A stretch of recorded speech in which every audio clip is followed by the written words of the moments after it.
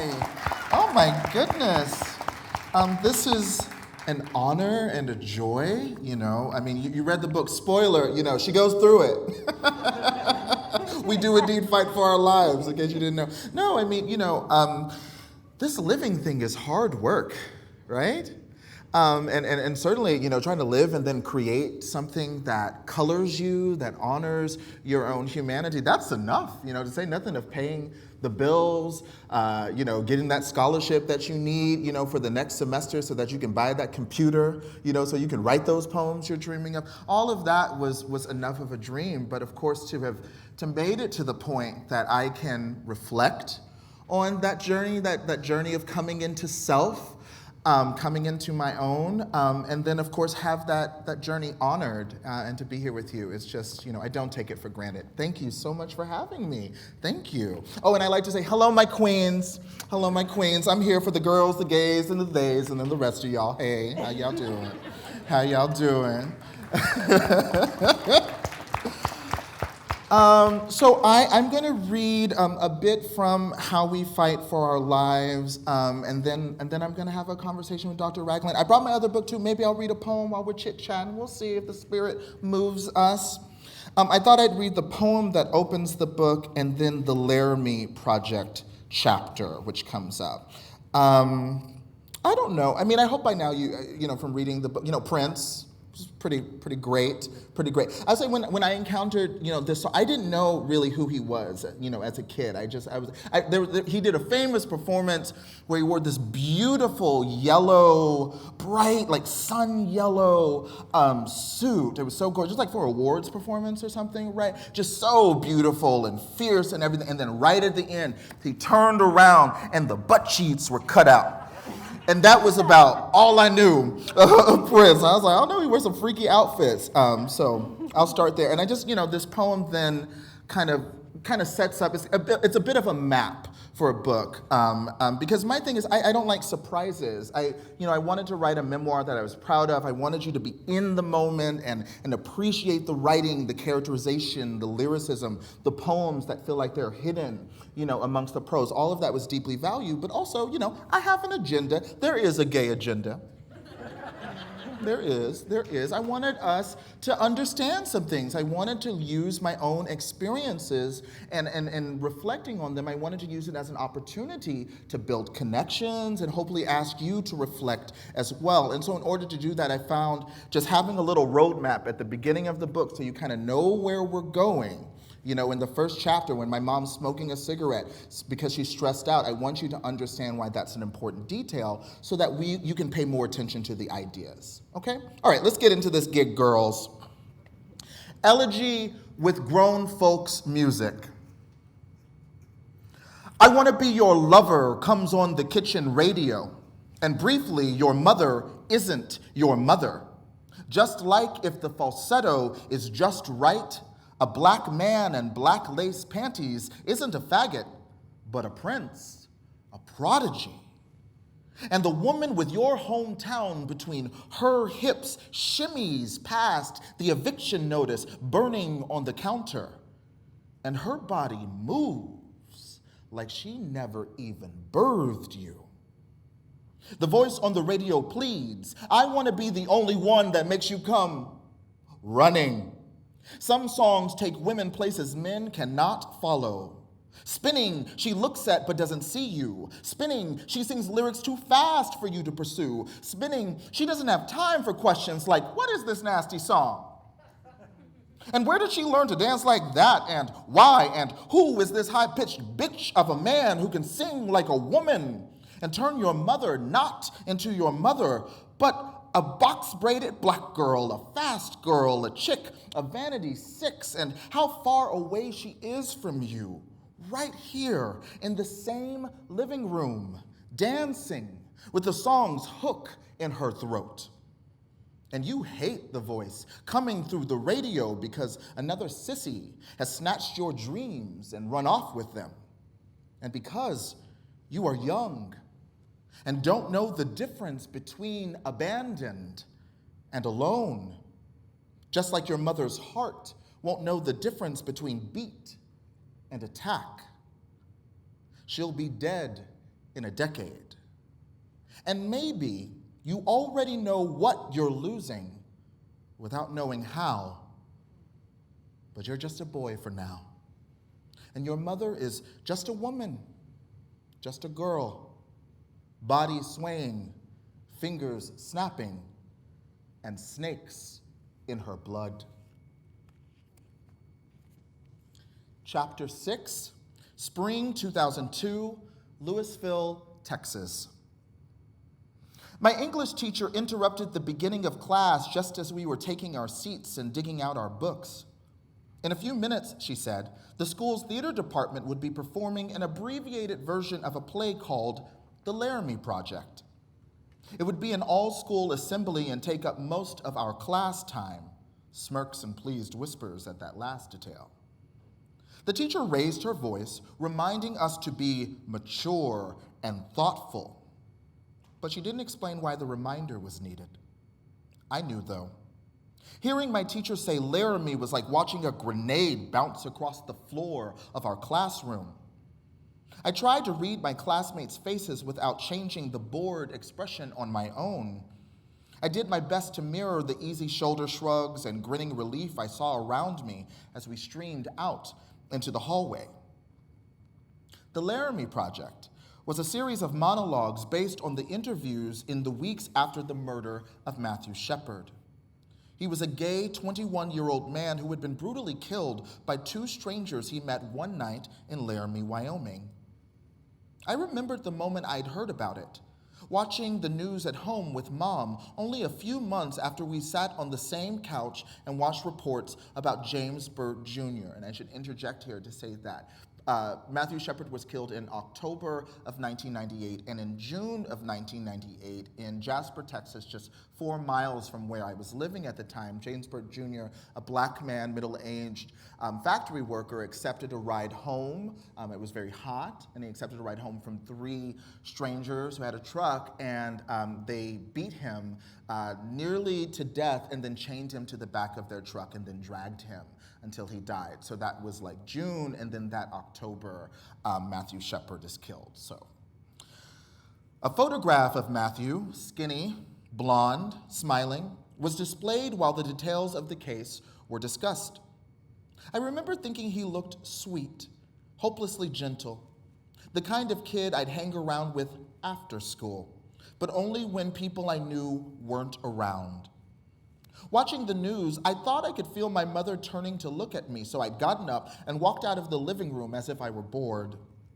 She didn't say anything about it that night.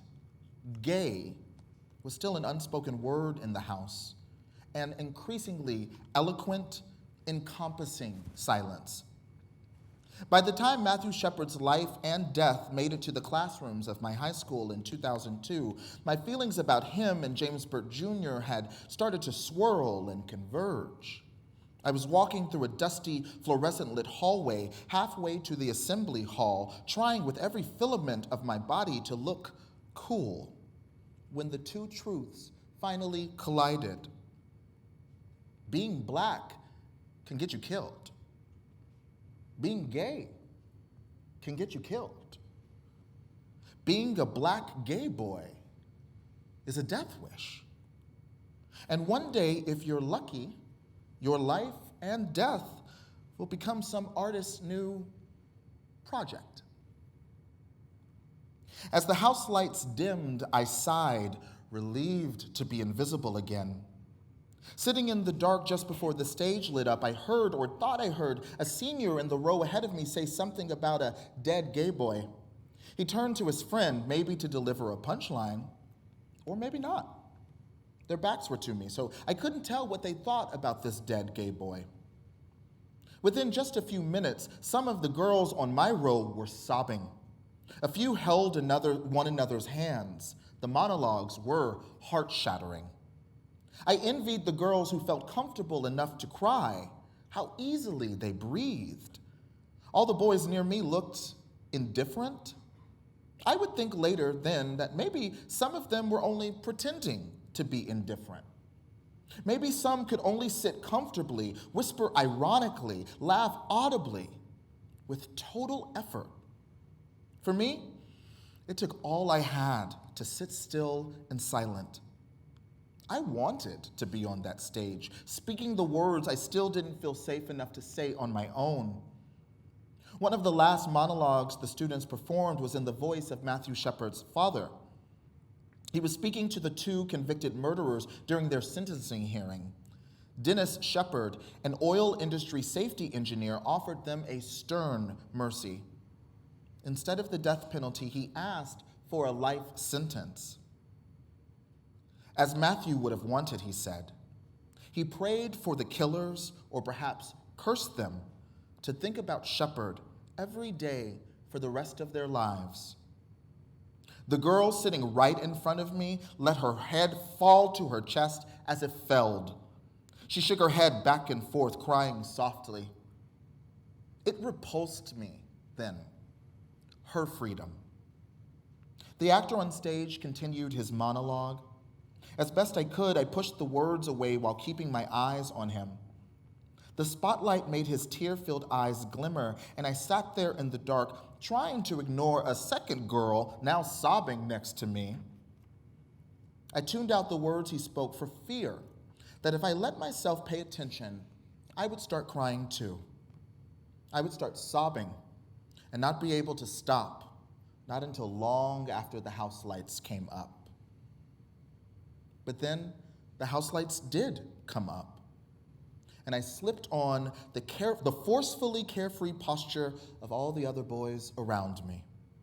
The existential shrug of young men afraid to admit that they have been touched by art and that they want to be touched that way again. Thank you. Thank you. Come hang. Come hang. Going to Act 2. Look at my pants. Look at my pants. Isn't that great? Huh? Oh, shit. Okay. Hi. I can't tell if this is on. Can y'all hear me? Okay, great. Awesome. Thank you so much for reading. Thank you. Thank Super you. Excited. We are all really excited to have you here. Thank you. Really quick, shout out to the students because the questions that y'all submitted were amazing. Okay. Hey. So You did good. yes, you did really good. So there are some questions Ooh, that a little bit of feedback. Is that my fault? Okay. there are some questions that I may not be able to get to, but I'll try to get to as many of the students' questions as I possibly can. And Okay. then I have some of my own questions Okay. as well. All right.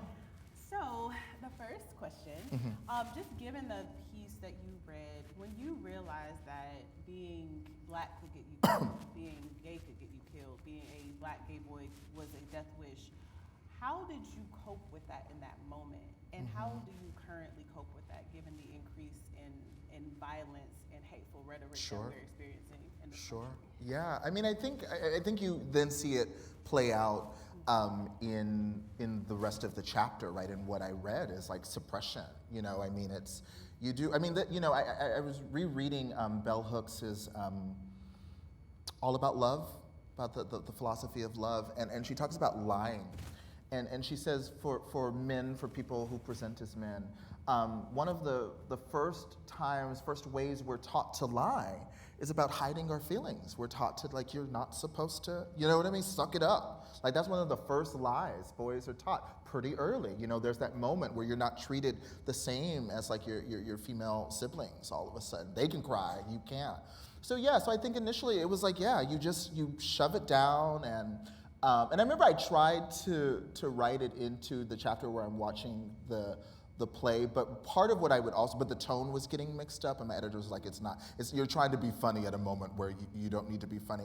But I started trying to distract myself because the actor playing Dennis Shepard was really hot. He was really hot. So I just like, so in addition to like, and I was very annoyed, I was like, if y'all don't stop, y'all stop it, you know, because it's stressing me out, you know. I mean, it's when you are, that's the thing about everything that's going on with the anti-trans, anti-gay, it's because when you are repressing yourself, you're hyper aware of people who aren't. And it's very stressful, even at times painful, to see people who are more liberated. That's why I'm like, it repulsed me. It's not her fault that she was, who wouldn't cry watching the Laramie Project? But because I felt that I couldn't, I was like, Huh. No, I mean, I try to do the opposite. I write a damn book about it. Um, because what I've learned is, maybe you don't have the same identity markers as me. You certainly didn't go to Louisville High School, home of the fighting farmers, if you want context. Yeah, so that's the school I'm. Our mascot was Farmer John. He rode a donkey, had a pitchfork. On homecoming day, you dress up. On the last day of homecoming, everyone wore overalls. So that's the context. That's it's just like how over the top can you get? We're on Main Street. I lived on Main Street in Louisville. It's just like, okay, it's a little too much. I think but so even if that's not your story, you know what it feels like to feel like you're like have a little like explosion in your chest, and you're like, I can't even, and that could be because you're, a parent, worried about the election, worried about shit, and you're like, I can't burden my kid with this right now. So you're like driving the car, like, let's listen to this Prince song, anything, So I find as an artist, I have an opportunity to create occasions for people to breathe, to exhale, to hopefully safely acknowledge those feelings in a productive way, so that you're not walking around feeling like you're about to explode. Yes, definitely. Do you write to get any of these feelings out currently, or is it mostly when you're, thank you. Ooh, oh yeah, all right. Okay. Hey. Okay. Do I write to get these feelings out mostly? Yeah, when you're writing, is it mostly in relation to working on a particular project, or do you do any types of journaling just to keep yourself grounded with all of that's going on? Every once in a while, it's like every 3 years I get a new notebook and I try to journal.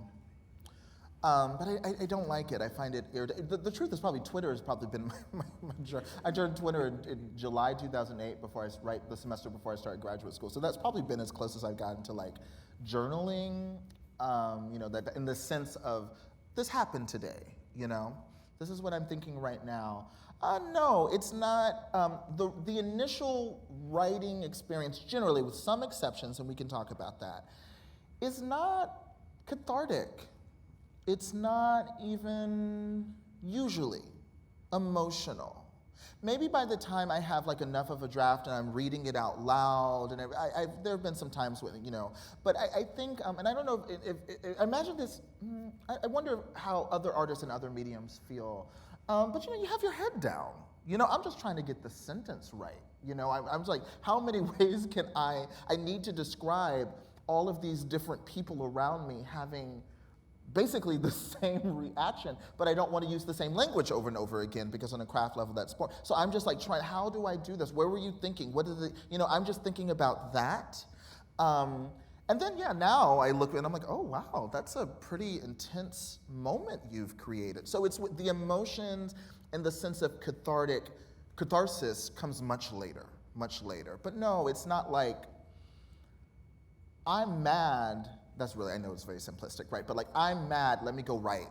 That's not, I'm like, I'm mad, let me go have a drink. Let me call a friend or whatever, you know what I mean? Yeah, because work is work. Yeah. It's different. Mm-hmm. Okay, good. And backing up a little bit, how did you actually decide that you wanted to write a memoir? Was it something that you were going to definitely do at some point in your life? Or did you have a moment where you woke up and said, I'm gonna write a memoir today? Yes and no. I have a funny memory. I tried to see if I could figure out how to work it into the. I was like, you're being too meta at this point. But in graduate school, which you see a bit of Saeed as a graduate student when I like lose my shit in that coffee shop. One day I was walking across campus and my mom called me, and she was still alive at the time. Obviously, my grandmother was too. My grandmother Mildred has since passed away. And my mom called me and she said, well, I told Grandma that you're planning on writing a memoir. So clearly I had said this intention to her. I don't remember telling my mom, but she's like, yeah, I told her, and then I had to explain what a memoir was. And I like stopped. You know that moment, you walk across campus, you like stop in the middle of the student union, like people are like, are you okay? And I was like, well, what did Grandma say? And my grandma was not a funny person. She did not make jokes. She did not tell stories. She's a pretty dry person. She said, uh-oh. And that was it for the rest of my grandmother's life, and I would check in over the years. She never tried to stop me from writing this. Not even like in a, oh, please, and that was really interesting to me. So, yeah, I guess arguably from the time that I was a student on, I had some sense, but then when it got real, then when I'm like actually working in a newsroom and writing essays and everything, I was scared. I would say I was writing an essay collection. I would say they were linked essays. I don't know. I think, America gets us in our heads a lot. Am I the person to do this? Do I deserve to do this? It didn't help that then once I sold the damn book, it was like every person I ran into, young, old, it's not just old white men saying this to me. It was like every person, aren't you a little young to be writing a memoir? Aren't you a little young to be writing a memoir? I'm like, aren't I a little young for America to be treating me like this? I got some stuff to say. Because the thing about a memoir is it's a book about memories from a specific time in your life. It's not an autobiography. There's a reason the book doesn't open when I'm like 2 years old. That's not the point. Like I had a very specific intention, So I think, yes, I had that goal, but then as I got closer to it being real, I got a little scared. And then finally my agent, who's just like a fierce old Jewish lady, she was Audre Lorde's agent, she's fierce outwoman. She's fierce. She copy edited James Baldwin's Another Country, incredible woman, Charlotte Sheedy. She was like, you're just gonna have to get over this. You're writing a memoir. Writing a memoir. We can't sell this book if every time an editor who wants to buy it asks you about it, you're like, oh, I don't know, Did you feel scared when you were putting your story out there, just given a lot of the personal situations that you're describing? Personal situation, sex, is that what you Sex, trauma. It's trauma, oh right, family someone tries to issues. kill me. I totally, in that moment I genuinely forgot that someone fucking tries to kill me in the middle of the damn book. You'd think that would be, y'all are like, yeah. You're like, we're talking to our therapist about it. Like, what the I forgot. 2008 was a long time ago. Writing about, and I still feel this way, writing about my own dicey personal situations doesn't really scare me. Probably should, right? Like, but yeah, it's like writing about the botanist, certainly writing about what happens in Phoenix. If it's just me, it's fine. What did stress me out about the book was writing about family members. The ethics of writing about my mother who had passed away, certainly writing about my grandmother who, I would argue one of probably the book's, beyond me, the book's most complicated figure. Oh my God, that was, I would wake up at 4 o'clock in the morning like having anxiety attacks. That freaked me out because they didn't ask for the book. First of all, my mom isn't here. So, what are the ethics of writing about someone who literally cannot defend themselves? And my family, for all their bullshit, and all of them on that side of the family, by the way, are Black Republicans now. So, it's not exact, I just hit myself in the eye. Ow, okay, that's karma. All right, I get it. But they didn't ask for a book to be written about them. So I remember just being like, God, there is a boundary between accountability, which you should embrace, calling out bullshit, which you should do, that's in all of our best interests, and then writing a book that possibly you never know. But I was like, God, what if this book is actually successful? That was straight. Yeah, who knew? That's what would freak me out. Yeah. Mm-hmm. Did anybody treat you differently after you wrote this? Anybody that you knew before? Probably. I'm a very interesting person, so wouldn't you be self-centered too if you were me? But look at the material. So, probably, and in many ways I probably haven't noticed. I will say my Uncle Albert, and this is just like, men are just, especially boomers, if you raise your hand if you read the book, right? Okay, good. I write about him very generously and gracefully. I think he comes across in the book like a damn superhero. I think we've spoken twice since the book came out. And I don't know if he even read it, he got my number, we could talk about it. When the book was getting ready to come out, my one thing was like, I made sure to send them galleys, which are preview copies. I sent a copy to my Aunt Celia, who I don't name in the book, but she's there. She's obviously my mom's sister. I sent a copy to him, and I sent a copy to my grandmother. I talked to my Aunt Celia, and we had the book gave us an opportunity to have one of the deepest conversations we've ever had. It was a turning point in our lives that would not have been possible for the book. Like she was talking about the Phoenix chapter, for example, just as an example, and we were already deep. We were already like an hour into this conversation, and she just burst into tears, I think, again. And she's like, that Phoenix section is just so, and she was like, Saeed, I think you were trying to kill yourself. And I had never thought about it that way. She was just like plain as day. She was like, you did not value yourself. And I had no idea you were going through, you know what I mean? Like the book gave us an opportunity to like, whoa, you know what I mean? My grandmother, great conversation, you know what I mean? She even read, because I like sent a note and I was like, read these chapters. Mom is here, you're here, and everything, because clearly I'm like, please do not read about me having sex. Please, please, God. And of course she read it.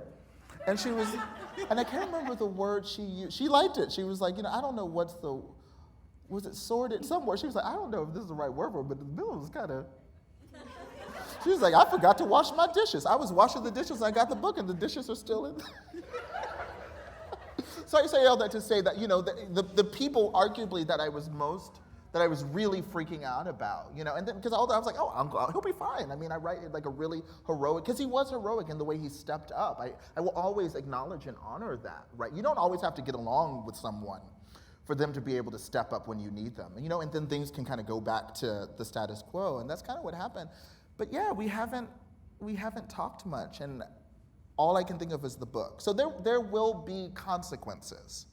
How could you do anything meaningful? I worked on this book essentially for a decade, if you think from graduate school, because I wrote the first chapter and the church, Memphis 1990, like those first drafts I actually wrote as a graduate student. So that's 2008, 2009, and the book comes out in 2019. How could you do anything meaningful that really goes there and it not change some dynamic, And I just think, don't be an asshole.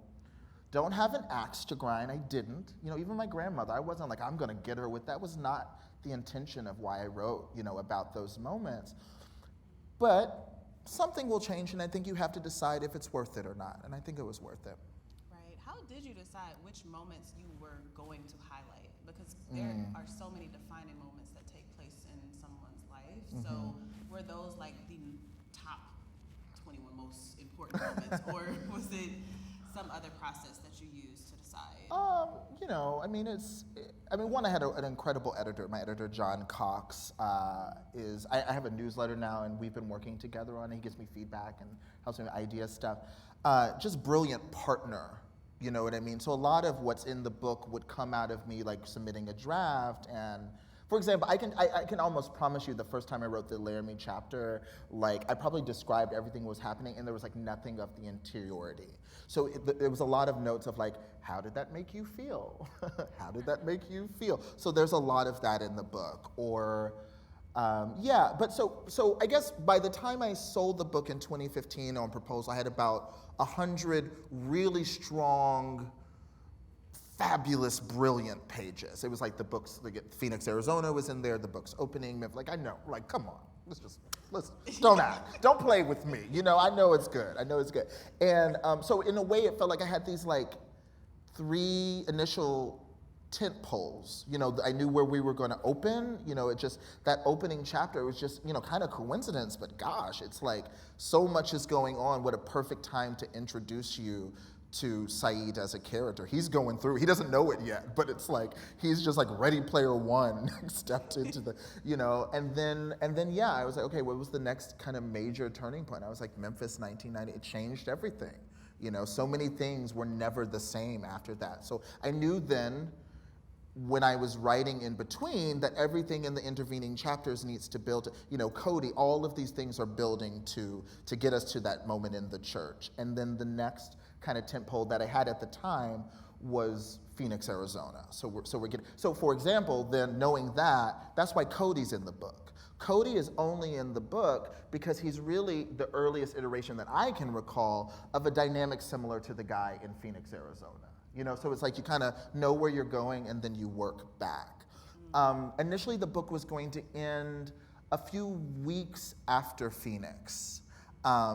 Because I didn't think I was ready to write about my mom passing away, and then about a year or two into writing the book, once I had an editor and everything, he very nervously, he was so scared. I remember we met for wine and it's like, he couldn't sit, and I was like, what's wrong? Because but at that point, your editor's like your friend, your collaborator. I was like, what is going on?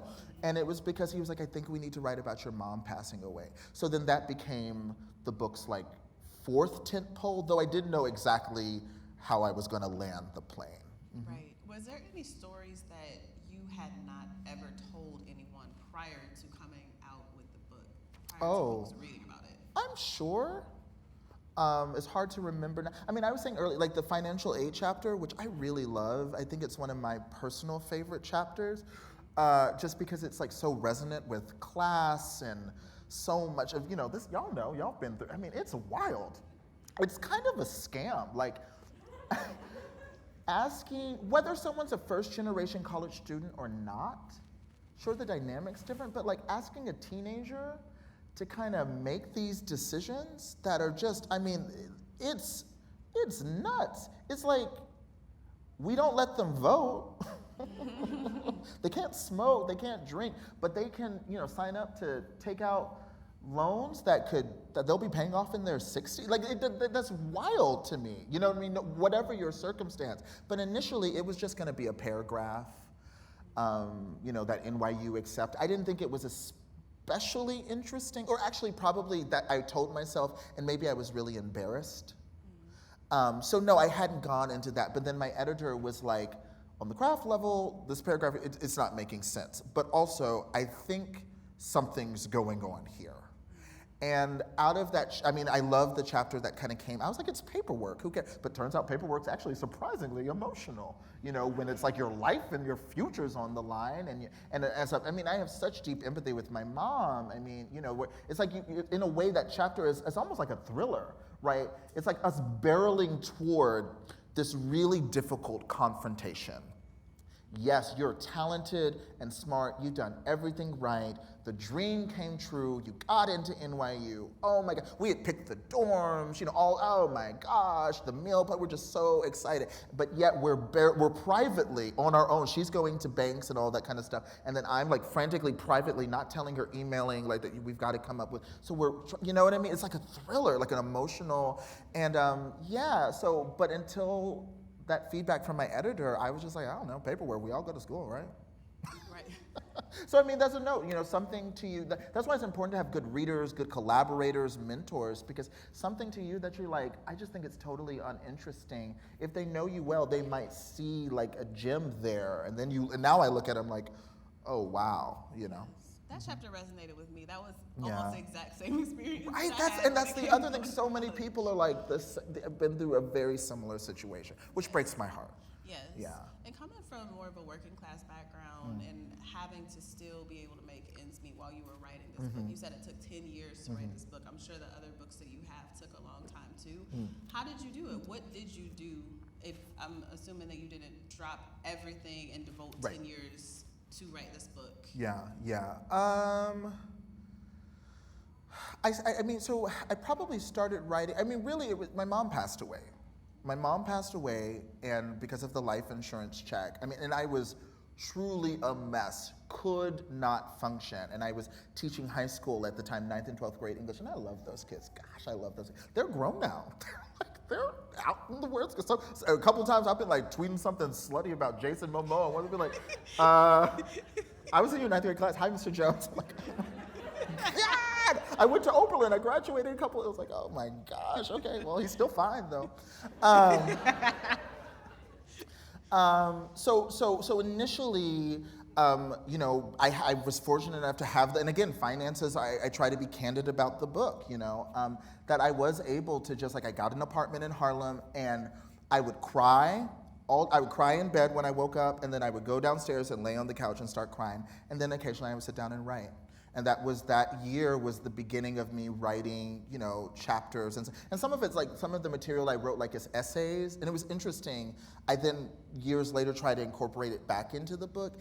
And I don't like using the word raw, but it was too potent. It was like a totally different tone. It felt like a different person wrote it. The same subject, and I was like, ooh, who? You know what I mean? I was like, just start over. Because you couldn't just copy and paste.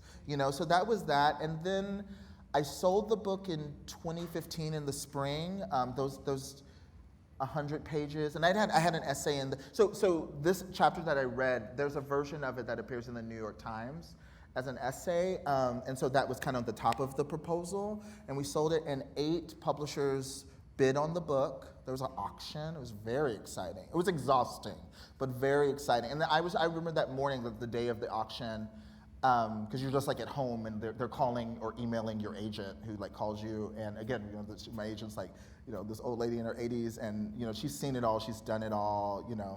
Lemony Snicket, that writer, that's one of her, the woman who wrote, the person who wrote the Vagina Monologues, one of her, like big wigs, big deal, you know what I mean? But I'm freaking out.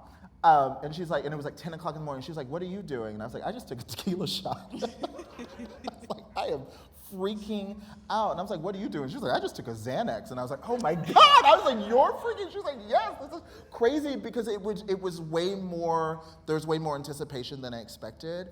And I was able to sell the book for $300,000. So by that point, I'm in a newsroom working at BuzzFeed News. I was the culture editor. So that's kind of what I was doing during the week. But then that money, I was able to use it to basically take a leave. So I remember actually this Laramie chapter I wrote in France. I went to France for 3-4 months and just would get Airbnbs. And I remember just writing in a random village. Yeah. And weirdly, the morning I woke up to sit, because I've been doing research, rereading the play, the morning I woke up to write this, it was the overnight, in terms of the time difference, the shooting in Charleston at that church had just happened. And people in Charleston were saying, "This isn't us, this isn't Charleston." And that's exactly what they say in the Laramie Project, So anyway. Wow. Yeah, it was a lot. There was a lot. It's like you go on like a whole journey just to write the book. And I tell people I like to think you're a better writer and more human or artist every day that it takes. Because if I just whipped up the book, very quickly, in one, fell swoop, a lot of these nuances wouldn't have been in there. But the fact that I'm reading the news about this other horrible attack that's really defining and says a lot about American culture as I'm trying to write about definitely informed the writing in a subtle way. Wow. Were there any other parts of the book that were very difficult for you to write, more so than others? Yeah, the chapter where I get the phone call and my mom goes into the hospital was without a doubt the hardest part of it. It was one of the rare times. First of all, it was the only time I've ever not been able to write. I sat down to start in bed and I knew, getting to the call from my uncle, and I got down 2 sentences and just burst into tears and kept trying. It didn't help. So Solange's A Seat at the Table album had just come out. Well, this is 2016. Remember 2016? What a fucking blur of it. So many things happened, and you're like, oh my God. So A Seat at the Table just came out. So it doesn't help that I was playing Cranes on the Sky on repeat while I was writing. I was like, of course you burst into tears. Who wouldn't? But yeah, that was really difficult. And eventually, it was the only time, literally, because usually if I'm too emotional, like I said, if I'm mad, I'm gonna go do something else. Call your therapist, whatever. I don't go write, but I was really trying to do it. And I finished the previous section sooner than I thought. I wasn't planning to write on it like that. I was like, in a couple of weekends, I'm gonna get to the call. And then I was like, damn, either I don't write today or I write this. And I couldn't do it. A friend had to come a friend came and got me, and we went and hung out he was like, just stop, just take a break. And I think I took a couple of weeks. So when I came back, it informs the writing, throughout the book, right? I really time, place, every chapter, spring to the, I'm really giving you this sense of order. And now I like how it plays out, because then we get to that chapter and it's time just kinda, that phone rings, and then I'm sitting on the plane, and now I'm in, and you're kind of like, what, and then I'm back in my apartment in New Jersey, what the hell was that? And that's how it felt. It's wild to me that was only 2 weeks. It felt like months. And so and that's kind of cool as an artist, where you can, you have a practical problem. This is difficult to write. I couldn't do the zooming in, zooming out that you see throughout the book. I couldn't do this is what it means to be Black. I couldn't go do that level. I could only write really in body as I experience. And grief, at least for me, or even when things are really bad, I get tired. Like when bad things, like crisis mode, I get tired and like kind of drowsy. And I don't know if it's a way of keeping me calm, but that's how it felt. And so it was like, oh, this is perfect. Like, don't try to fight it, Saeed. Don't try to write it like the rest of the book. Embrace the kind of, and I think I used the image of like ink dropping into water, the way that looks. That's how the chapter manifested. But honestly, that was also the only way I could write it. Were there any ways that you took care of your mental health while you were writing some of those more difficult chapters outside of your friend coming to get you? Yeah. I mean, what's great with because I'm a poet, so I say poets like microbiology. You're like still studying organisms, but it's like, and then like the memoir, it's like world history or something. Still organisms was like a whole different scale, and so there's so much to work on in any given. I mean, God, and which can be overwhelming. But yeah, I think I tell people like when you have a writer's block, it's because you're like trying to insist on kind of shoving a circle into a square peg. So often I would go work on something else I was like, go write about the house party with the red solo cup, woo, woo, woo, yeah, go do that for a while. Take a break. I wouldn't, and I'm glad my editor was very good at keeping me accountable in doing the work, but it wasn't like he was like, we need these pages, where are them? That kind of, like in movies, they make it seem like the editor's just like about to beat up the writer, like that, it wasn't like that. And who knows, maybe he was fighting battles. He might have been fighting demons for all I know, to protect me. But I did feel protected. And so I tried to live as best I could in a way that was sustainable. And then therapy, certainly like the last 3 or 4 years of the book, my therapist was really good. By that point, it was like we were in edit, so it wasn't like the writing, but he was good at like asking me to talk about, like I remember we were talking about the church scene, Memphis 1999. He was very thoughtful, like kind of walking me through how I would feel to talk about it publicly. Because like writing about something, creating it is one realm of experience. And you can, and like The Botanist, I wrote that chapter very early on, didn't touch it because it's gnarly. It's not a pleasant space to be. I did a very good job the first time, and I was like, I think we can leave it there. You know what I mean? Like, I didn't mess with it until basically it was time for copy edits. It's like you need to know the hot points. But yeah, I think my therapist was really good at being like, okay, so what happens when someone asks you about The Botanist? And that's a different facet. Gotcha. Well, shifting gears a little bit, there's a lot of personal questions. Oh, let's go. So one of them was, how did you end up in Columbus, Ohio? Oh, okay. Yeah. How do you feel about being here as an artist? That's the easy question. Being here as an artist is great. I really like it because I feel like I've been on a plane like I'm going somewhere tomorrow. I've been on a plane like every weekend for like the last 6 weekends. Travel a lot and I love it. Where was it last weekend? Portland Book Festival. Where am I going weekend after next? Miami Book Festival. It's just a lot. It's a lot, and I love that. I love this. But balance and all. It's like if your life is this, then what is your home life like? And Columbus, it's calm. And to me, I mean, it's not totally calm. I live in the middle of the short north, which is fucking insane, right? Even on Thursday, I'm like, damn. I mean, kind of like it, but damn, there's a lot going on. But in terms of my daily life, it's chill. It's more affordable. I mean, New York is incredibly challenging and anxiety-inducing, and your reward for that is that it's the most expensive city in the world. So there's no relief.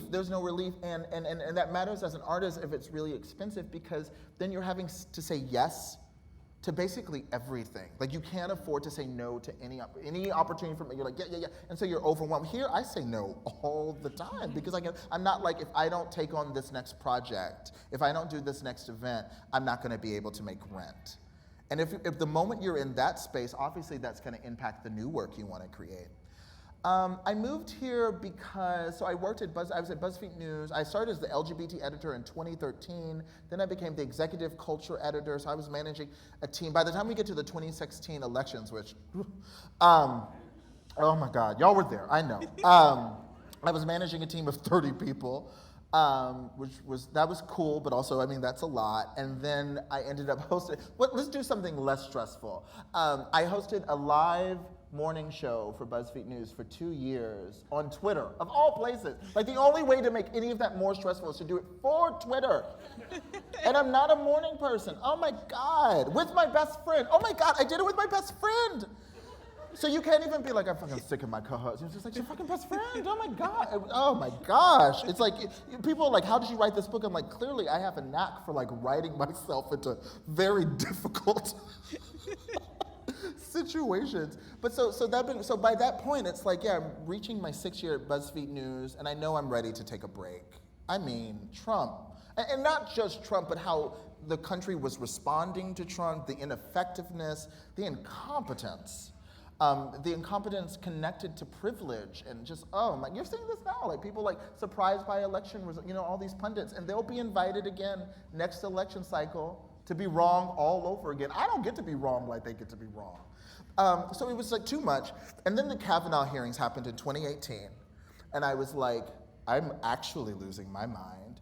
And unexpectedly, and this is a connection to the book actually, I don't know if you remember, there was this moment during the Kavanaugh hearings where like the concept of blackouts became a discussion, and everyone was talking about it and kind of like bragging about like how many times they've gotten blacked out and how many fights they've gotten into. Remember, a lot of it was online. And the casualness like of the punditry talk, it actually did trigger me. I was like at work and I was like, I'm having a physical, and like we're 2 years into Trump being president, so I'm already living at a fever pitch. But I was like, my body, what's happened? I'm physically uncomfortable. And I realized, I was like, oh my God, it's like Phoenix, Arizona. This is like if that guy who almost killed me was going around bragging about his because he was definitely blackout drunk at that time. And just the thought of him, a decade later, just casually talking about what could have been like the end of both of our lives, right, in terms of consequences. I just felt it through my body, and by that time, and then that weekend, so it's like Kavanaugh here, I'm like literally losing my mind, and then they were like, okay, we need you to go to Columbus for the weekend for a road trip thing. It was homecoming, and we came, and the glory of your best friend being your co-host, we had a wonderful weekend. It was so beautiful. It was just, October, and y'all know what October here is like, just heaven. And we were at dinner, we were at Hubbard Grill in the Short North, like I think our last night, and I was starting to feel a little sad, and I wasn't sure why. And Isaac, my co-host, best friend, he was just here last night. We did an event at WSU for Prologue Books. He turned to me and said, people are gonna be up and thrown when you move to Columbus. Wow. It's like, what I realize now is like, I mean, okay, some of us are old enough to drink, okay. It's like you're at a bar or at a party, and you're checking someone out on the other side, and you don't even realize how obvious you're being. And your friends are like, if you don't go over there and talk to them, you know what I mean? That's really what it was. And so 2019, I quit. I was like, I'm quitting news, and honestly, I'm taking a break from New York. Where will I go? Where could I? And I was like, Columbus. And it's even better than I could have hoped. That's beautiful. Yeah. It's just really humbling and exciting that you chose to be here. Oh, thank you. You had the option to be great. so many different places. So I love that. We're great now. I'm like, everybody stop. Rent's going up. I talk too much. It's getting a little pricey, but no, I love it. And and it's like you crossing the room and finally talking to that person. Maybe you start you have your honeymoon period, and then it ends. And in my case, it happened to be 2020. And you learn a lot. But like love, it's a deepening. I tell people, and maybe I felt it as someone who, like Louisville High School, look where I'm from. I've learned to thrive in a lot of places where people maybe don't think I can thrive. So like friends in New York were aghast. They were like, you're moving, because and it's true, like people who haven't traveled a lot, and maybe as a writer, I'm everywhere. I've been all kinds of places, you know what I mean? Friends in New York were like, you're moving where? It was like as if I was going to Mars. I'm like, wait, I'm not Elon Musk. It'll be okay. But they were like, but black and queer. And I was like, look, there is nowhere in America I can go where I'm not in America. All of the problems, I was like, don't get it twisted. You know what I mean? Like, I get it.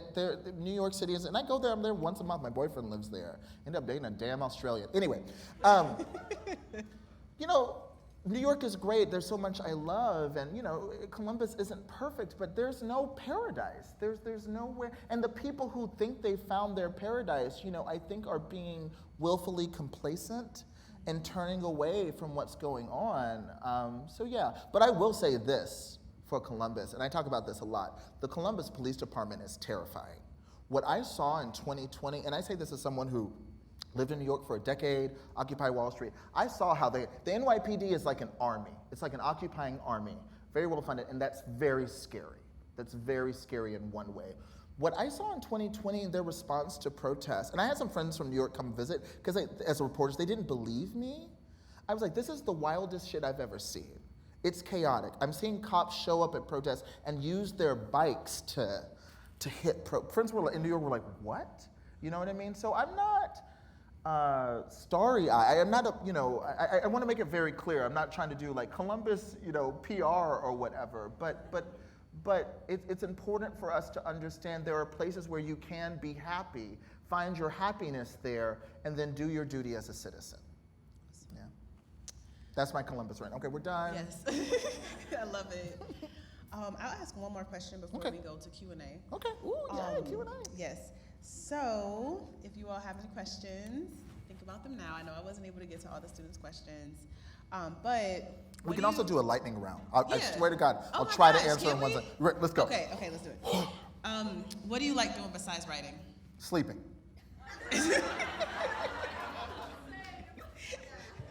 I'm very good at napping.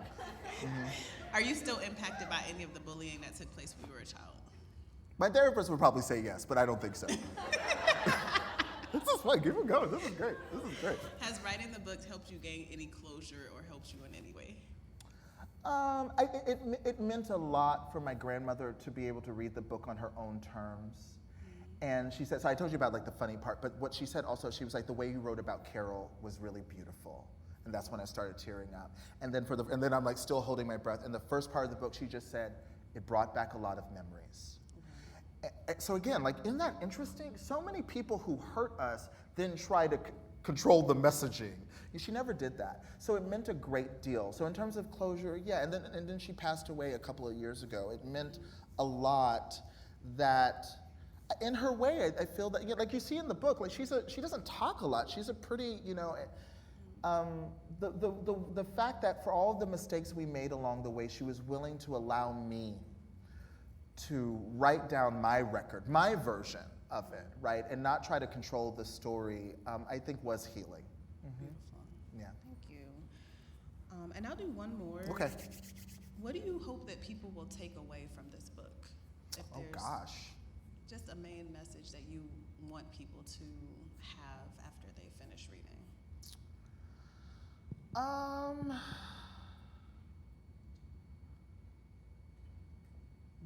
I'm trying to be very intentional.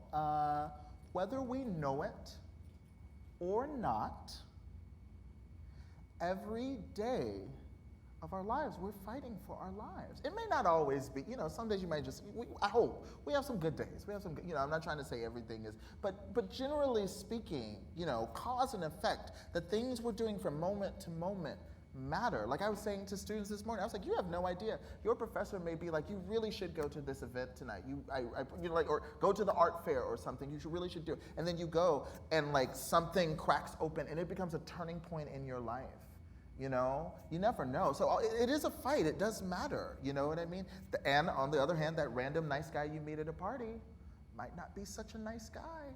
You know what I mean? We're going through a lot. Whether or not we understand, though, that we are fighting and that we're surrounded by people who are also fighting makes all the difference. And that's the problem with fascists, with complacent fascists, is that they're not willing, either they're not willing to acknowledge their interior work or extend empathy to the work other people are trying to do. And then you see how it plays out. Definitely. Yeah. Can I do one bonus question? Oh, okay, I love a bonus question. What advice would you have for anyone that's a young person, either a young adult or a child, that's going through similar situations that you've been through before? Or even your younger self? Like, what would you tell them? I mean, I did have friends. I'm obviously a pretty social person, but particularly like, high school, middle school, high school Saeed, I did not have friends at the time that I felt comfortable, or mentors that I felt comfortable, or parents that I felt comfortable talking to about the hard stuff. The stuff. I would talk about anything, but that's, and you see in the book, like my mom, it seems like we have such a vibrant relationship, and we do, but then this silence begins to come around. So, and that's really dangerous, actually. I tell people that if you were ever in a situation where literally or figuratively, you basically think you're the only person going through what you're going through, that is one of the most vulnerable moments in your life. You are incredibly vulnerable. It's very dangerous, actually, to be in that position. And people who are a little further down the road know what I'm talking about. Like if you are in a situation, with an abusive, aggressive partner who just is, it's not fun anymore. It's not just dramatic. It's getting hurtful, and if you think you're the only person who's been through that, you're not going to reach out for help. You're not going to, you don't know your resources. You don't know the warning sign. You're just so vulnerable. So what I would tell my younger self, you got to find your people. You got to find your friends, your real friends. And this is why it's important to have those nights where you go to the coffee shop and you stay up until 2 o'clock in the morning over the same latte because that's all you can afford. And yeah, and talk about everything. Talk about the fun stuff, talk about the annoying stuff, but also talk about the deep stuff. Find your people. You only need one or two. Maybe find a mentor. It may be a professor. It may be someone in passing. You're not going to be able to do this by yourself. And I think you can see in my book, though I'm surrounded by people, I'm in an auditorium full of people watching the same play, that isolation has a lot to do with the situations I get into. It's like there aren't a lot of direct literal bullies in the book. There aren't people shoving me into lockers and stuff like that. You see me bullying myself. And so I think the way out of that is finding your people who can be like, Saeed, I feel that way too, or Saeed, I don't feel that way, but let's go find someone who can help. Mm-hmm. Thank you. Yeah, I love that question. Yes, I love that question. I love it. So I think Robert's coming around. Dr. Robert Loss is coming around. Oh, boom. That hand was up fast. All right, hi. You said you might read a poem, will you? Oh, okay. I see you. All right. So this book I actually wrote pretty quickly. I mean, the poems kind of came at me very aggressively, I've got to say.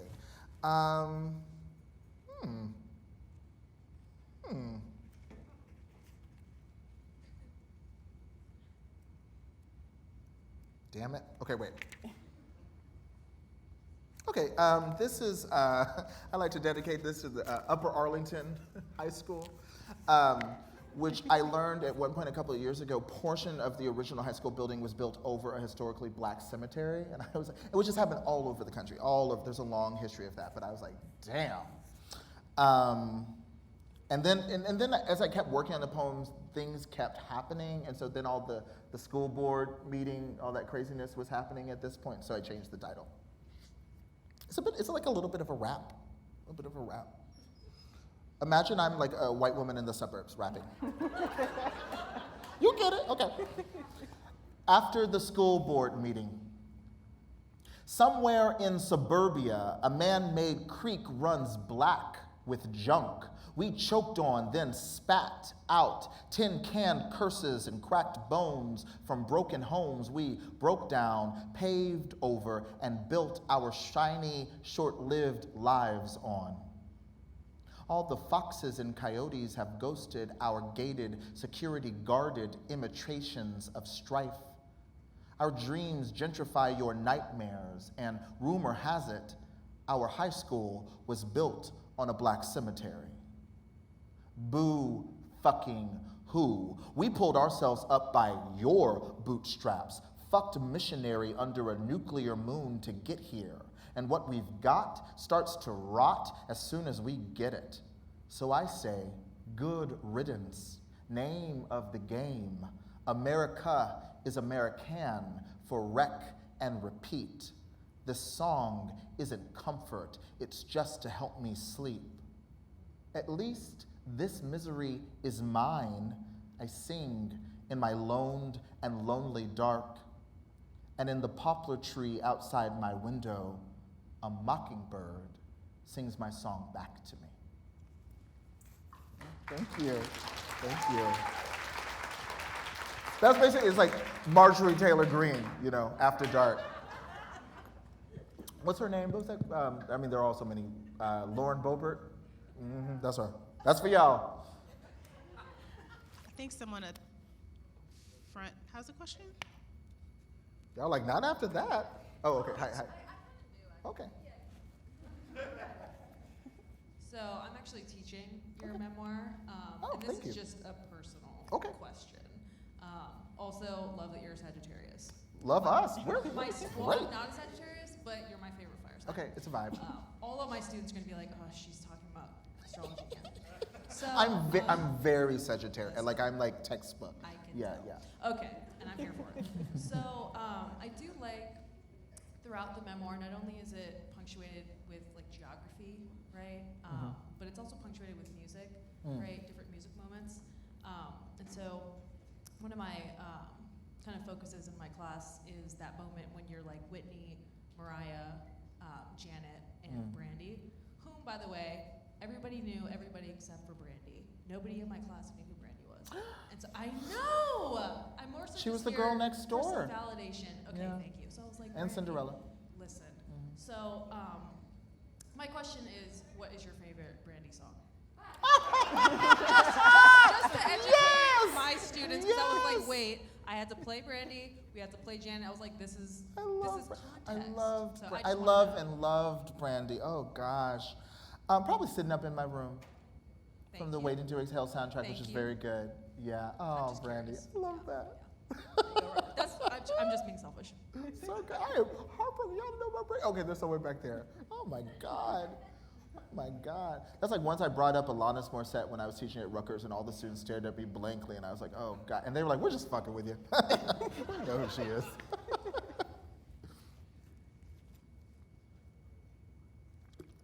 The vocal Bible. That's what singers refer to her as. Yeah.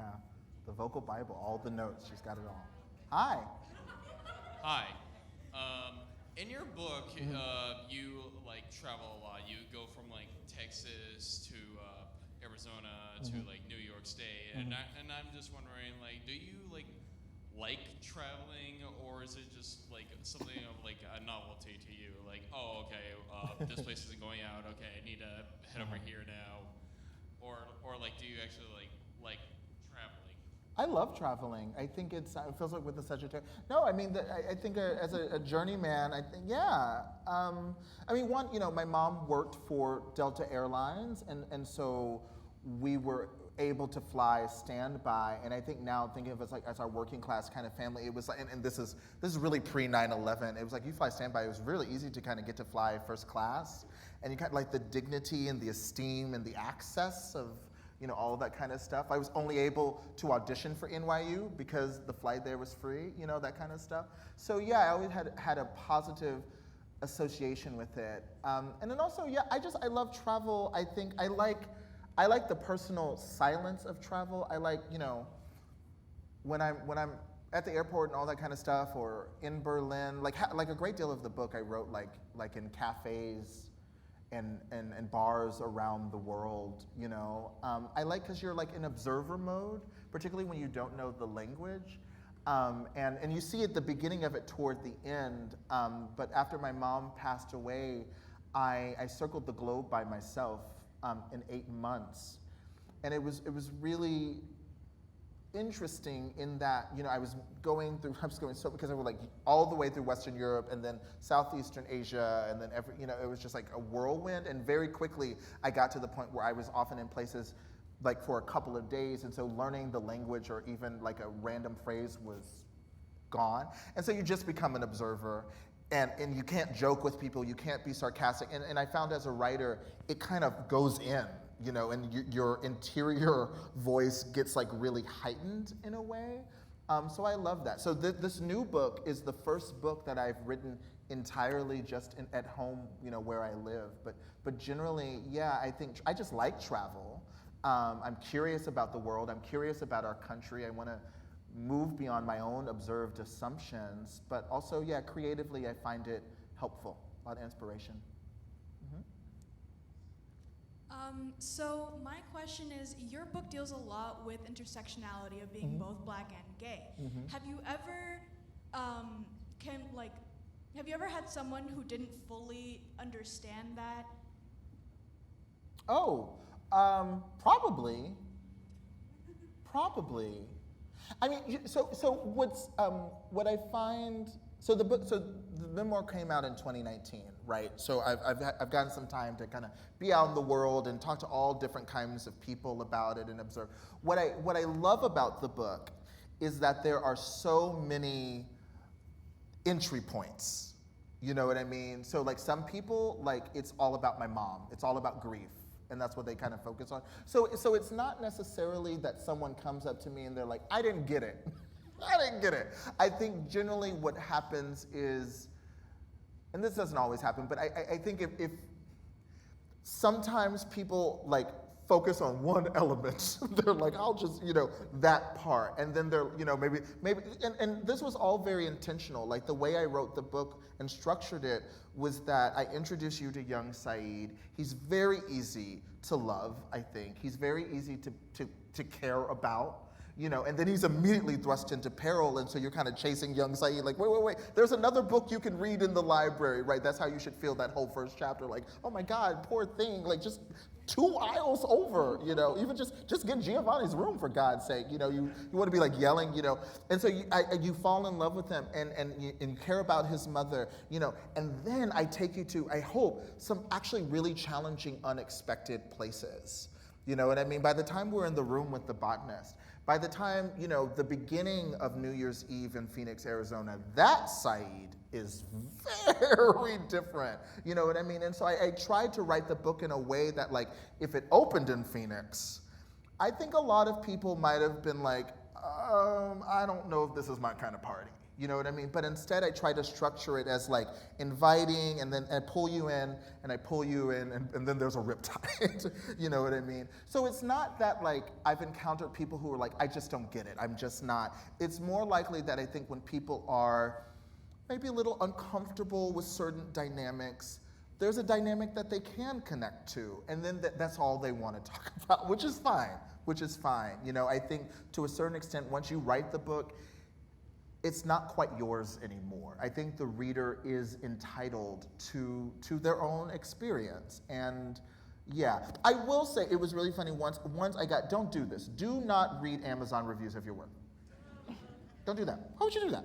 It's not a good idea. It's wild. It's wild out there. But I did it once. And there was a woman, and it was like in all caps, or maybe it was Goodreads, all caps. She was like, to be clear, I'm a lesbian. And I was like, that's how we're starting this review? Like, what's this got to, okay. And she was like, why is it gay men always have to write about how much sex they have?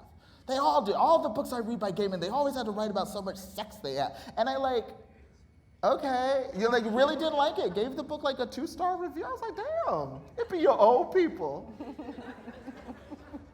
Now, I would say to this person, given the themes of the book, and I wonder how far this person, like, did they finish the book? Like the hookup scene in the public library, like in some tones it's a little comical and sometimes it's actually really sad and kind of scary. There's an intention. Like I wasn't just like right into be like la la. I mean, yeah, I like that in real life, sure, Hey, big spender, whatever. But in the book I was actually very intentional. And like I said, the only reason you meet Cody is because he's preparing you, So yeah, maybe that's an example of someone who I'm like, it feels like you didn't trust me. And I don't know what like shitty, mediocre books other people are writing, but that's not my kind of book, yeah. Hi. As somebody who's both interested in visual mediums of art such as illustration, but also literary forms of art such as novel writing, story writing, and poetry, how do you think there can be a combination of both visual art and writing into one kind of cohesive work? I know that's kind of a weird question. That is not a weird question. I love graphic novels. I would love to write one day. It's just hard because now I'm at this point where it's like timing and coordinating. It's really weird it's a champagne problem. But you get to the point that like a lot of creative stuff, what do you do next? It actually has to do with scheduling. And if you're gonna do something in like because I'm not an illustrator, it becomes would your schedule line up with the other, it becomes, Carmen Maria Machado is a wonderful fiction writer. I love all of her books, but she published a graphic novel. I guess it was initially a comic, but you can get it as altogether like hardback. It's called The Lolo Woods. Oh, I think every person in this room would love that book. It's two queer girls in a town in Pennsylvania. It has a really spooky name, I can't remember. But basically an old coal town where the coal stuff is kind of like basically created like a hell on earth kind of situation. It's kind of like environmental horror, if that makes sense. And then gender, rape culture, all of that kind of comes out. And I just think it's just the language, the writing, the characters, and then just the art. It's all just top notch. Persepolis, I saw, that's a classic. Just incredible. I think it's a really exciting medium. And I think particularly for poets, who really have a sense of word placement and stuff like that, I would love to get into it. Yeah, but I love that. I just think, I don't know. I mean, I've never been like a snob. I think there's I've been moved to tears by a damn TikTok. You know what I mean? If you are the kind of person who is only going to find value in very specific contexts, you're gonna be a very unhappy person. I think, and like George Saunders, I was hanging with him the other day. We were at the Portland Book Festival, and he was just saying the point is to be openly curious. He wants to be as openly curious for as long as possible. And so, yeah, why would you shut yourself off to the incredible work being done in comics and graphic novels? There's some good stuff there. Yeah, I'm glad you're doing it. Hi, so Hi. I'm personally really interested in acts of censorship in the arts. Mm. And so I was wondering, and perhaps you can't answer this because of legal reasons, but have you been censored? Have I been censored? Yes, in the writing of your book. I keep hoping for it. It's great PR. It's great PR. Oh my God, I know friends who are like, girl, my book was censored in Kansas. We making some money, please. I would ring up and be like, get me on the phone with the next report. No. Not that I know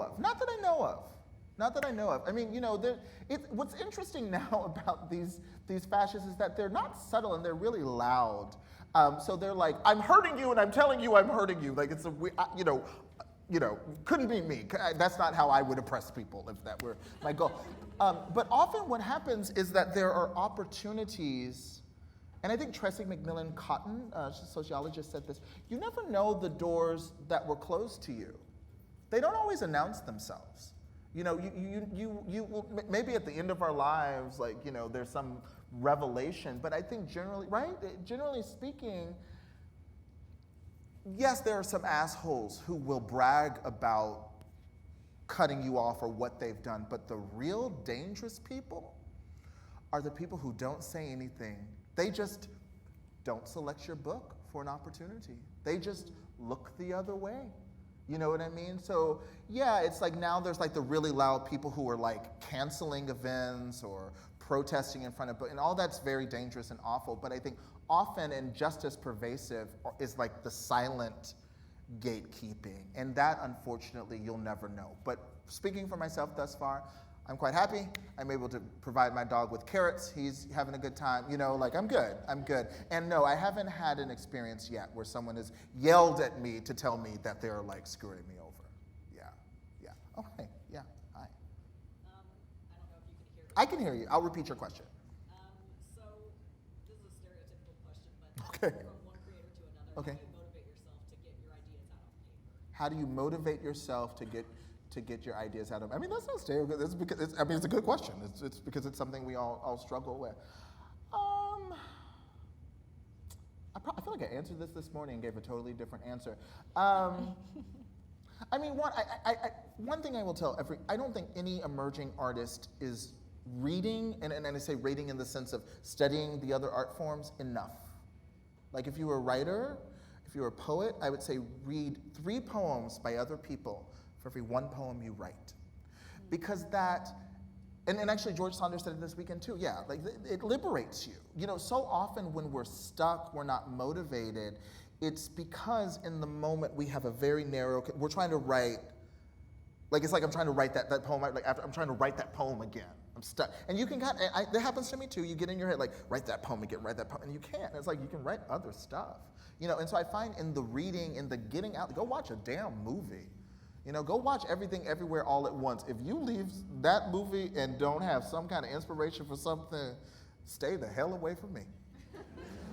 So yeah, I think motivation comes from getting out there, having appreciation for what other people are doing. Sometimes even, you know, look, you are not responsible for your feelings, you're responsible for what you do with them. Okay? Feelings you can't check them. Jealousy can be productive. I remember this is like right after graduate school, going to see a production of Fences on Broadway. I was very fortunate. I got free tickets, actually, to see Fences with Denzel Washington and Viola Davis. And Fences is an incredible play. You can watch the movie now and everything. I remember sitting in that theater, mad, jealous. I could have punched August Wilson in the face. Because the play is so good, and the opportunity he's created for generations of actors, but certainly Viola Davis as Rose, I mean, what she gets to do, because I was mad, hopping mad, because I was like, I can do that, you know what I mean? And then it's like I write this book, and I think my mom is like an incredible character. So sometimes you can get out there and just privately put yourself in a situation where something's so good, you're just like, oh, you know, like you like have to go home and get to work. You know what I mean? And that's the difference. Like, feel the feeling, what do you do with it? Make it productive, turn poison into medicine. Don't use your jealousy and turn it into you're treating someone disrespectfully or you're shading the work. It wasn't a good play. First of all, that's ridiculous, but you know what I mean? So yeah. So good, happy, mad, angry, sad, you can tap into that. Mm-hmm. Hi. Hi. So first of all, I definitely really enjoyed your book. It was definitely Thank you. Very interesting, because especially for a person who is not a big fan of vocabulary, it was definitely a really good story, and just learning more about you and learning more experiences that I never thought of. I appreciate it. If it's any consolation, I was telling the workshop literally this morning, I had to ask Alexa. I was like, Alexa, what does the word ontological mean? And then it was like studying the metaphysical. Alexa, what does metaphysical mean? So, I you know, feel that. we're there. I use my phone and be like, what is this? All you're responsible for is understanding what you don't know and then looking it up. That's all you actually are responsible the most, for. Very easiest word ever, and somehow I was like, oh. Once I forgot how to spell the word Y. Anyway, go on. I feel that. Yeah. But one of the biggest things that sounds very interesting is there's always a difference between reading a book about a specific story or that, and then seeing that in movie production. So what if somewhere in the near future, one of your poems, your memoirs, or even How We Fight for Our Lives actually will be adapted to a movie? How would you react to that, and how would that work to share that to everybody else? That's a good question. I mean, right around the time the memoir was about to come out, some people wanted to get the film rights for How We Fight for Our Lives. And I'm always someone, I'm willing to hear people out. I'm not in a meeting, absolutely not. Let's have a conversation. But it's a no, and to this day, it's still no. One, because I spent a decade writing this damn book. I ain't trying to write it again. And the only way I actually, at least for How We Fight for Our Lives, I would have to write it. Maybe co-write it with someone, I would have to. And I don't want to do it again. It was hard enough to do the first time. And then also, I swear to God, I would hate to have to go to jail for burning down a movie studio because they cast, Selena Gomez as my mother. You know, I just, you know what I mean? I'm not, you know what I mean? Like some light-skinned 20-year-old or what, you know, or make me look, just you know, I would hate to have to go to jail because I would. Okay, big mood, you know. And then also, you know, personally, you know, because of, like I was saying, my family's grace, I feel like that personally is too much even for me. I'm like, they've taken this very well. The idea of like seeing, you know, someone play my grandmother is just like, that's a lot. That's like, we're all in group therapy and I don't have that kind of time. So no on the memoir. Maybe the other stuff. And then there have been some conversations. I think that would be cool. I think generally I would like to be a part of it because I love TV in particular. So yeah, I think it would be neat, but I would want to be a part of it. I want to do it my way. I think the idea of just handing my own work to someone else and then like opting, because that's what I've been told, like from friends because I know everybody's, you know, writing TV and film now. There are only two ways. Either you just hand it over and say, tell me what day the premiere is and what to wear, or you give your life over to it. And that means you can't be doing that and writing another book. That's what I mean, like timing and stuff becomes important. But I don't know, it could be cool. Yeah. I would love like A24 to do one of my poetry collections. That'd be very, like The Green Knight, that was really fun. I thought that movie was great. Dev Patel, what a cutie patootie. And that's based on a poem. That movie's based on a poem, so yeah.